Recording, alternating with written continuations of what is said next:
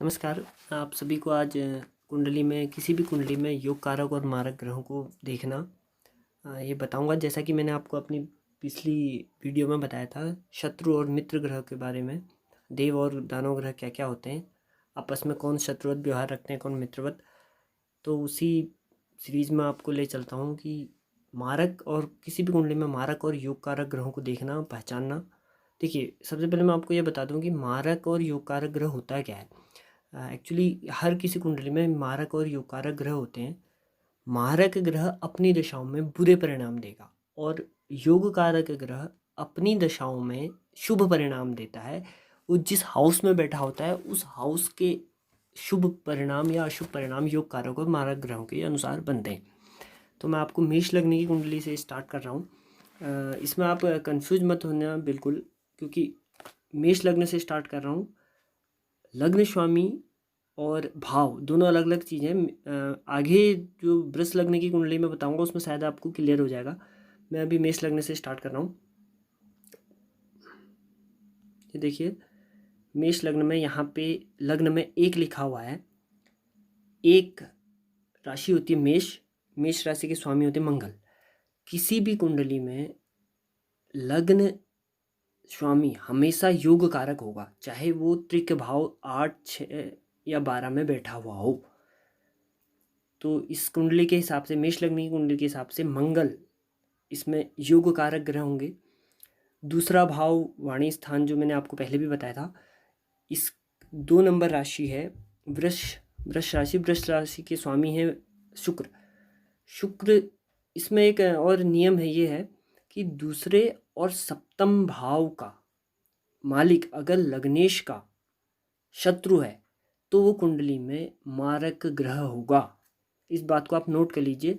दूसरे और सप्तम भाव का राशि स्वामी अगर लग्नेश का शत्रु ग्रह है तो वो कुंडली में मारक होगा। सिर्फ 2 कुंडलियों में ऐसा नहीं होता है, वो अभी आपको आगे जाके जब मैं सारी लग्न की कुंडलियों के बारे में बता दूंगा आपको सब क्लियर हो जाएगा।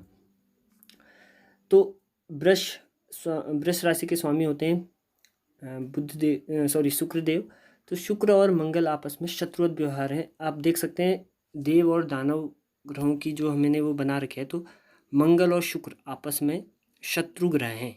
तो शत्रु ग्रह हैं तो या जो शुक्र हैं इस कुंडली के लिए मारक ग्रह हो गए। तीसरी राशि है, तीसरा भाव है बुध देव का है, ये मिथुन राशि है। तीसरी राशि मिथुन राशि है। मिथुन राशि के स्वामी हैं बुध। बुध और मंगल फिर से आपस में शत्रु हैं, लेकिन बुध देव की दूसरी राशि 6 ये बैठी है त्रिक भाव में। 6, 8 और 12 ये होते हैं त्रिक भाव। और त्रिकोण है आपके 5 और 9। 9वें भाव त्रिकोण माने जाते हैं, बहुत ही शुभ हैं। लग्न, केंद्र और त्रिकोण ये बहुत ही शुभ घर माने जाते हैं, बहुत ही अच्छे, इनमें बहुत अच्छे रिजल्ट मिलते हैं। तो बुध देव जो हैं वो इनकी एक राशि बैठी हुई है 6ठे स्थान में, जो त्रिक भाव है, जो खराब भाव माना जाता है कुंडली में। तो इस वजह से बुध देव भी इस कुंडली में होंगे मारक। बुध देव इस कुंडली में, शुक्र और बुध दोनों मारक इसमें आएंगे। चौथा स्थान जो माता का स्थान है, इसमें 4 लिखा हुआ है। 4 नंबर राशि होती है कर्क राशि। कर्क राशि के स्वामी हैं चंद्रदेव। और चंद्र और मंगल आपस में मित्रवत व्यवहार भी रखते हैं। और दूसरा ये केंद्र का भाव है, तो इसमें वो नियम लागू नहीं होता है जो दूसरे और 7वें स्थान के लिए लागू होता है। तो केंद्र के जितने भी होंगे, सिर्फ सप्तम भाव को छोड़कर केंद्र के जितने भी भाव हैं वो शुभ ही होते हैं। केंद्र में अगर कोई राशि बैठी है तो वो योग कारक ही होगी, सिर्फ सप्तम भाव को छोड़कर। और लग्नेश की भी अगर दूसरी राशि 6, 8 या 12 में बैठ जाए तो वो भी योग कारक ही होंगे। 5वां स्थान है आपका संतान का स्थान है। इसके राशि स्वामी हैं, 5वीं राशि होती है सिंह। सिंह की राशि स्वामी है सूर्य। सूर्य एक तो सबसे पहले आप ये देखिए, ये है त्रिकोण। त्रिकोण और केंद्र हमेशा शुभ माने जाते हैं। और 5वां भाव भी बहुत ही शुभ माना जाता है, संतान के लिए होता है और शिक्षा के लिए होता है। तो ये सूर्य जो है यहाँ पे युग कारक होंगे।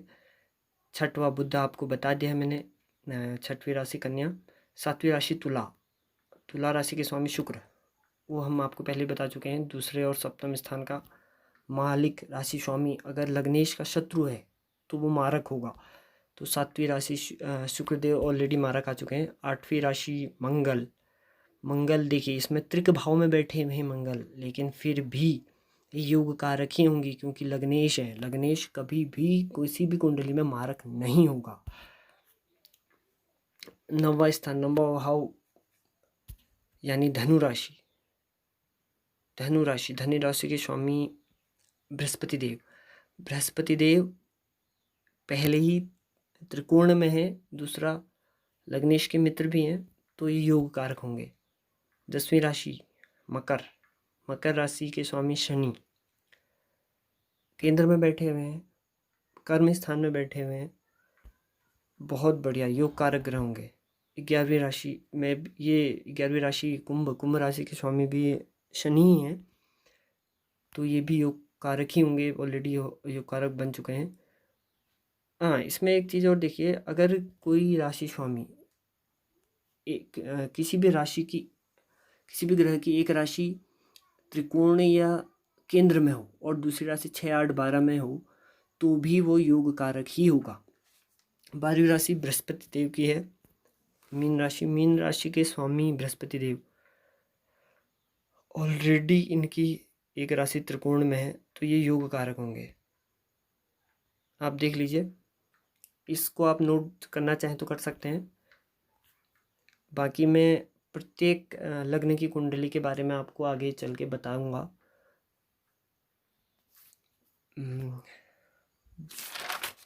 वृष लग्न की कुंडली के बारे में भी आपको बताना चाहूँगा, एक ओवरव्यू दे देता हूँ। और अगर कोई क्वेश्चन हो, वैसे बेसिक यही है, अगर ये आपका क्लियर है, बस एक दो चीज़ों को छोड़कर बाकी सभी कुंडलियों में यही लागू होता है।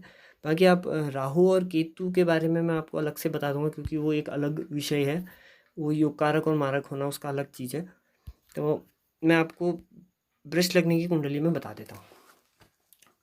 वृष लग्न की कुंडली में लग्नेश वृष राशि है, लग्नेश हुए आपके शुक्र, हमेशा लग्नेश हमेशा योग कारक होगा, तो शुक्रदेव हमेशा योग, इसमें योग कारक ही रहेंगे। 7वीं राशि भले ही उनकी दूसरी राशि त्रिक भाव में है, लेकिन फिर भी वो योग कारक ही रहेंगे।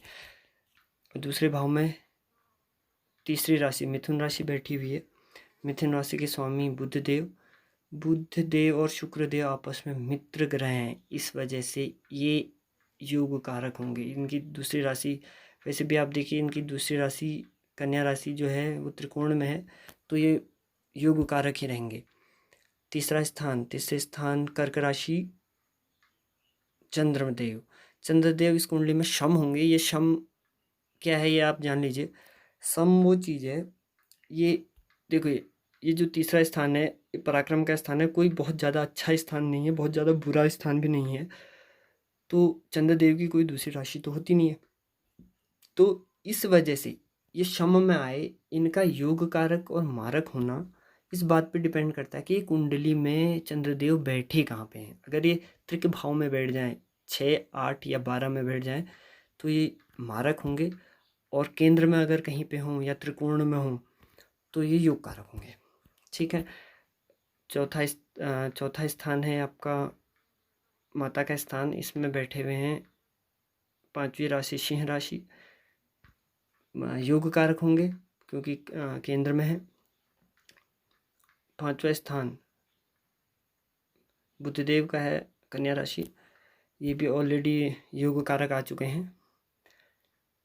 6ठा स्थान शुक्रदेव तुला राशि लग्नेश हैं, तो योग कारक होंगे। 7वां स्थान वृश्चिक राशि मंगलदेव, ये देखिए मंगल और शुक्रदेव आपस में शत्रुवत व्यवहार रखते हैं। इसमें एक चीज़ और इंटरेस्टिंग है थोड़ा, हमेशा लग्नेश जो होता है ये आप खुद होते हैं, और ये जो 7वां स्थान है ये आपकी जीवन साथी या बिजनेस पार्टनर का स्थान है, तो ये हमेशा आपस में शत्रु ही रहेंगे।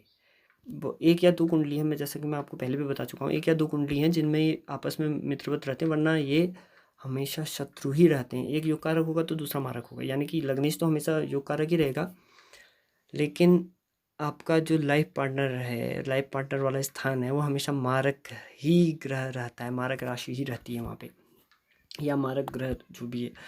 उसके बाद आपका 8वां स्थान, 9वीं राशि बृहस्पति देव। ये देखिए, इनका एक है तृक भाव में बैठे हुए हैं, और दूसरा 11 नंबर हाउस। ये भी कोई अच्छा स्थान नहीं है, लाभ का स्थान है, लेकिन केंद्र का है ना, त्रिकोण का है, इसलिए ये मारक होंगे, क्योंकि इनकी एक राशि 6, 8, 12, 8वें स्थान पे है। 9वां नंबर पिता का स्थान है, भाग्य स्थान है। इसमें शनिदेव बैठे हुए हैं, त्रिकोण में है, और इनकी दूसरी राशि केंद्र में है, तो ये योग कारक होंगे।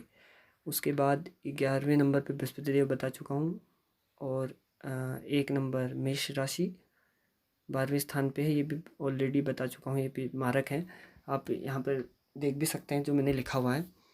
आगे आने वाले भाग में मैं आपको मिथुन राशि, स्वामी मिथुन लग्न की कुंडली के बारे में बताऊंगा आपको, और कर्क राशि यानी चंद्र देव जिसमें लग्नेश होंगे वो मैं आपको बताऊंगा। Thank you.